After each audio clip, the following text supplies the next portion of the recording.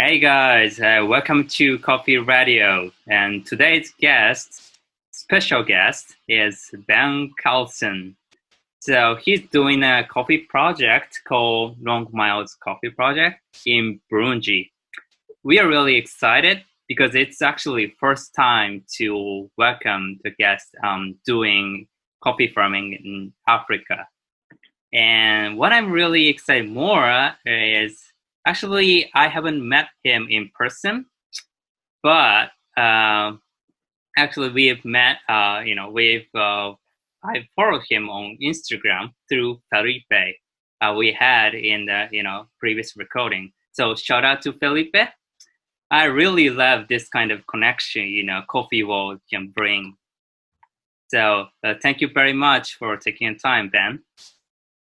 Oh, it's great to be here. Thanks for having me. And I'll also give a shout out to Felipe. We've been friends since both of us started producing coffee, and so it's been a good relationships with other specialty producers around the world. And I think that's kind of what specialty coffee does. It's a small community where we all learn from each other, and so I love people like Felipe, and he's a great guy. So I'm glad that you've had me on the podcast too. So I'm glad to be here.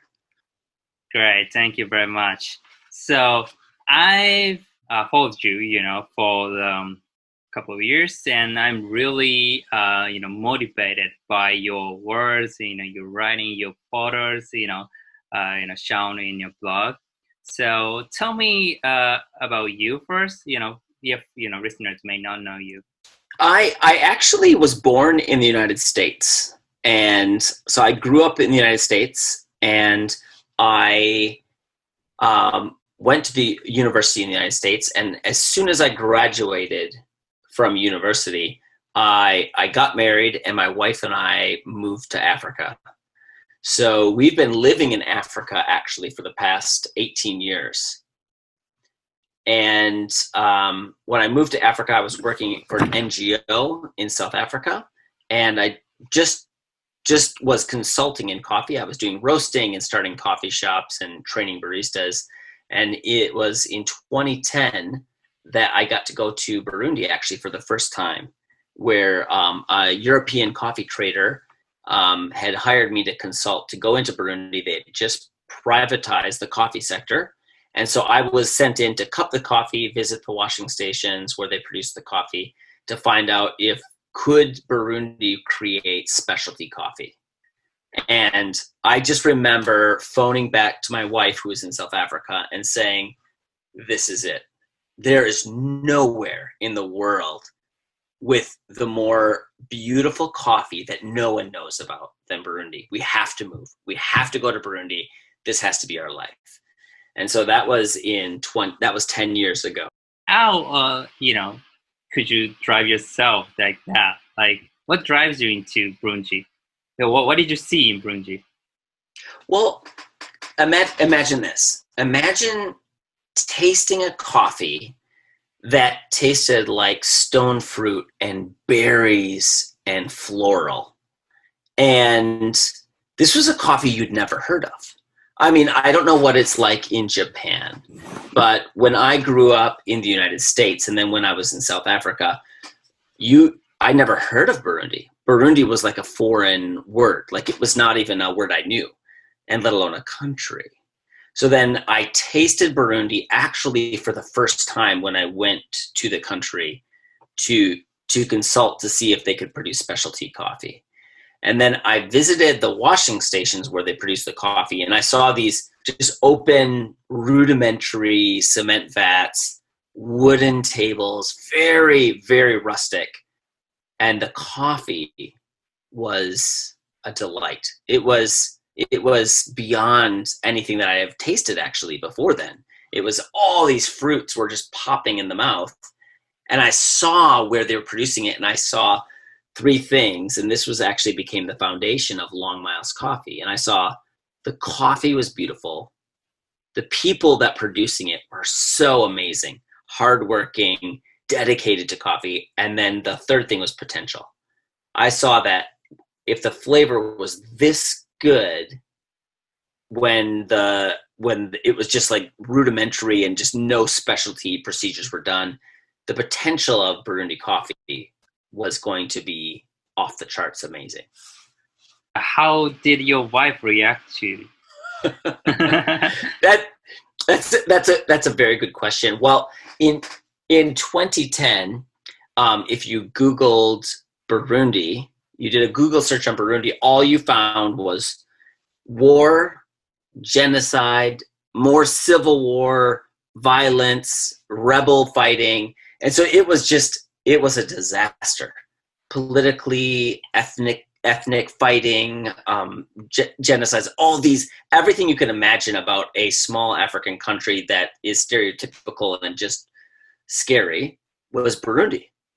And yet my wife she is an adventurer and a creative person, and she's a photographer. So if you go to Long Miles Coffee on Instagram, all these images are for my wife. And so she saw the beauty and she saw the potential, and she knew that we wanted to create impact and a difference in coffee farmers and in coffee as a whole. And we both knew that this was where we should go. It's not like a dream come true. It's not like we got to move to Bali or something, or to, to like this great, 50th suite, floor suite in Tokyo. But it was this amazing opportunity, and she said, let's go.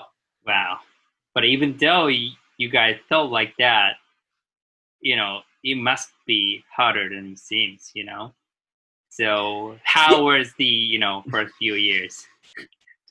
The first few years were very hard. We had a documentary made about us on those first years, and it's very hard to find. So please don't look it up. It's embarrassing.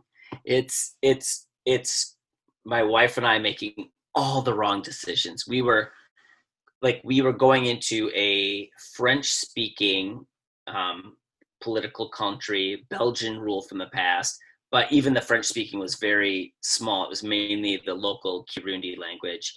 And I was going from an NGO, non-government, nonprofit organization background into coffee trading background. And so my thought was I was going to come in and revolutionize coffee. I thought, this is it. We're going to go in and create change and value to farmers. And what I found out was, as a coffee trader, you are just part of a system that holds coffee farmers in poverty. So what we found was, we didn't know French, we didn't know Kirundi. I'd never been a coffee trader before, and I was trying to create change in a system that didn't want change. So we were fighting against a system that didn't want what we wanted. And that's how we spent the first 2 years. Wait, yeah, you've never been coffee traders? So didn't have any know-how? No. I got the job because I was a cupper. I was a Q grader, and I had tremendous amount of confidence that I said, I'm going to Burundi. I'm going to find coffee for you. And so I was hired as a full-time coffee trader based on my ability to cup coffee. And so, but I also had a secret, almost like a secret mission to revolutionize coffee, to make a better world for coffee farmers. But what I found was that it's in the system that we as a coffee industry propagate, it's very difficult and nearly impossible to change this system. I mean, you're drinking a Burundi right now, and it's a beautiful cup. But unless you know the importer, unless you know the producer, unless you know the ethical and traceable and transparent value chain that where that coffee came from, what I discovered as a coffee trader is that it's impossible to create change back to the farmer who actually picked the cherry off the tree. And so that's what I did for the first 2 years. So you moved there like 2011? Yes. And so it took 2 years to do actual coffee farming, right? So you bought in washing station in 2013, right? Yeah, we actually bought a hill, and we actually, there was eucalyptus trees. We cut down the eucalyptus trees, which are invasive, and we built a washing station. And when we cut down the eucalyptus trees, a stream broke out on the hill, and the whole community got fresh water because of it. We created this washing station, and we thought we would do a small production, selling a few bags of coffee around the world.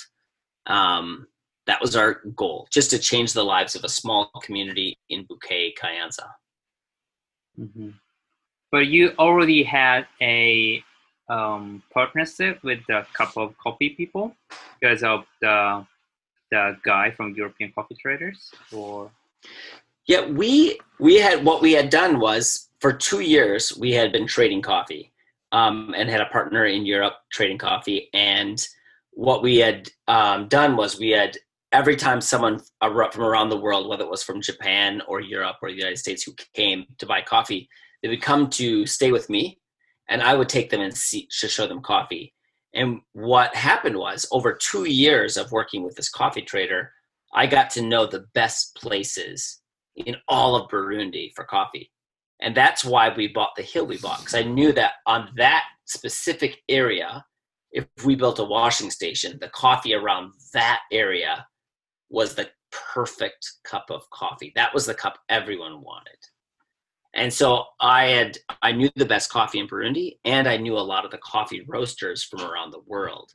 And so when we started producing coffee in 2013, we had already developed a great relationship and network of roasters around the world who knew us as the crazy family that was living in Burundi trying to produce coffee. mm-hmm. How many families lived there at the time? In 2013, we worked with 130 families. So every hill in Burundi has about 400 or 500 families living on it.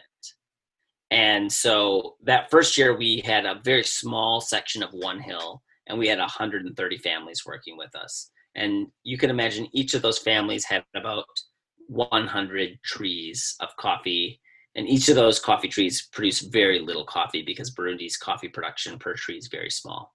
So that first year, we actually only produced 82 bags of coffee, which we realized at the end of 2013 it was not going to change the world of coffee. It was not going to change our farmers' lives. And very scary, my wife and I were looking at the finances, and we realized we couldn't survive as a family producing only 80 bags of coffee a year. And we had just stopped being coffee traders because the European coffee traders said, you can choose to be a coffee trader or a farmer. You can't do both. And we said, well, coffee traders are not changing the world. We need to be a farmer, which is a little naive, thinking that a farmer and a producer would change the world. But we said, this is what we need to do. But we also realized in that first year, 2013, that 80 bags of coffee is not sustainable.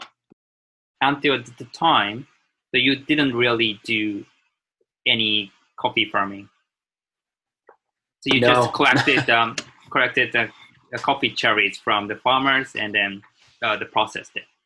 Yes. So in that first year, we had 100 families around us, and we collected their cherries, and we built a washing station. And the washing station is, processing the coffee. It's collecting the cherries, and we paid the farmers for their cherries. And then we pulped the cherries and fermented the cherries, and then dried the cherries, and then hulled and prepared it for export, and then found buyers around the world. So in that first couple of years, we were just buying from the families that surrounded the washing station. After you decided to be involved with actual coffee farming, so what did you do in 2014, maybe? Yeah. Well, what we realized two things was, one was that we needed to understand the soil, because farming is very much, it's connected with the soil and the climate. And so the next year we saw that we needed to produce more coffee. And so that's why we decided to grow a farm as well as we decided to build another washing station. So in 2014, we built Haza washing station, which is on the edge of the Kibera rainforest. And the reason we did that was because there was a community along the rainforest that heard what we were doing in Bouquet and asked for us to come and be a part of their community. So in 2014, we grew to 2 washing stations. We planted a farm, and we grew from 100 farmers to 1,200 families. All of a sudden started working with us producing coffee. Wow, 1,200? Yes, and that was in the second year. And we thought this would be a small community-based thing, and all of a sudden it became this huge multi-community endeavor. And the reason that it grew that much is because, and we asked some families, why are you working with us? And the reason was they said, well, you promised to give a bonus, and you gave a bonus.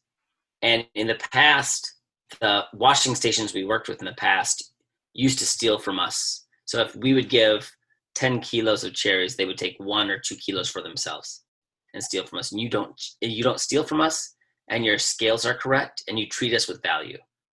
And so we want to work with Long Miles. And so it was an overwhelming response of actually just treating people with dignity and value.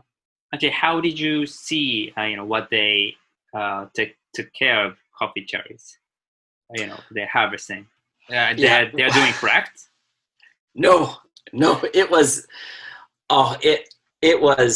a rough first year. Actually, the first 2 years were, I have to almost say it was embarrassing, because I expected, 88-point coffees. I expected amazing floral, cherry, blow your mind kind of flavors. But the reality is that our coffee, we were getting underripe and overripe and insect damage. And when I presented the coffee to the roasters, we had one of our roasters was a major U.S. roaster who I won't mention their name, but they rejected after they said they'd take the coffee. When it landed, they said, we don't want it. It was so not up to quality. So our first year was a small volume and very poor quality. So we actually needed to implement very rapidly, essentially a training or a school for farmers. And so we called it our Coffee Scout program. And so we hired an agronomist, a local agronomist named Ep.4-1. And the first year we hired 4 coffee scouts to work with him, like junior agronomists.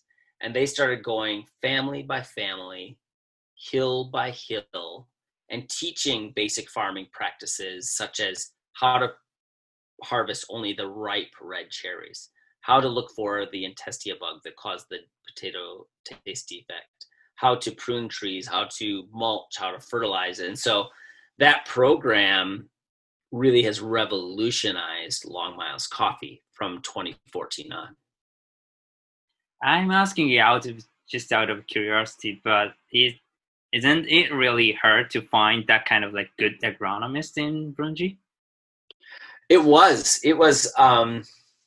not an easy task. And in fact, our agronomist was so good that the president of the country sent him a letter and said that he was doing such good work with Long Miles that he demanded that he come and be the permanent secretary of agriculture for the country. So he was taken from our company to become the secretary of agriculture for Burundi, because the country saw how it revolutionized the coffee production and quality in our communities change so rapidly. And we saw a change within 2 years. We saw such a change that our coffee scores jumped 3 to 4 scoring points on the cupping table within 2 years. Wow, amazing. So with that, when did you think the Long Mile Coffee project actually get going? Maybe I'm still waiting.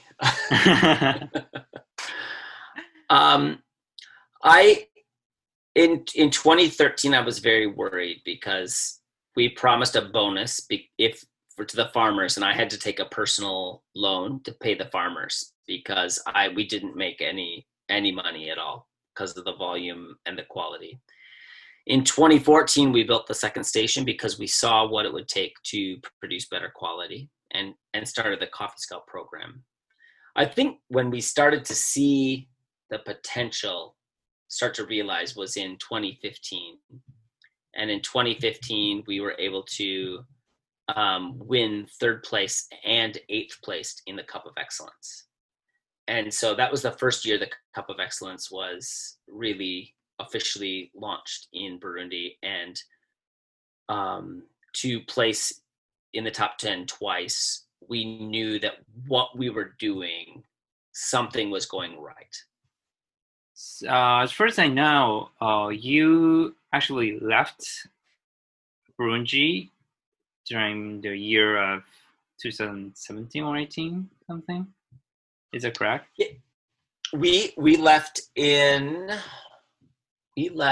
the end of, what was it, 2018. No. That's correct. Yeah.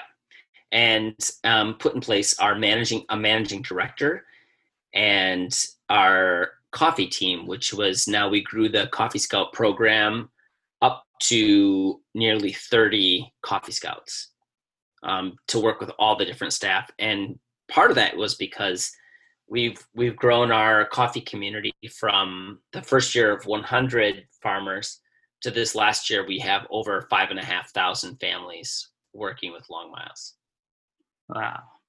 Hearing that, considering about the first, few years struggles you had, seems like you get going, It was not easy. I think.